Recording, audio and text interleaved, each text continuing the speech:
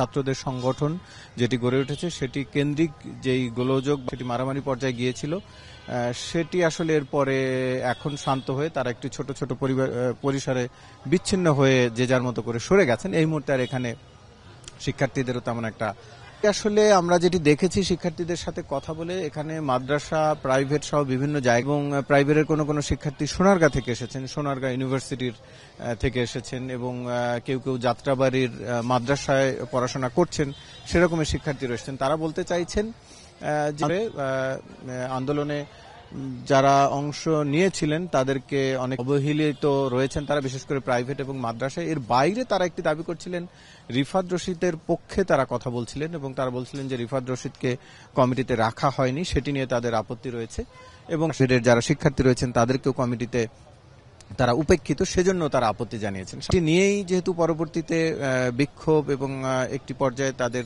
স্লোগানকে কেন্দ্র করে হাতাহাতি পর্যন্ত গড়ায়, তবে সেই পরিবেশটি এই মুহূর্তে নেই। এই মুহূর্তে ক্যাম্পাসের পরিবেশ স্বাভাবিক রয়েছে এমনটি বলা যায়।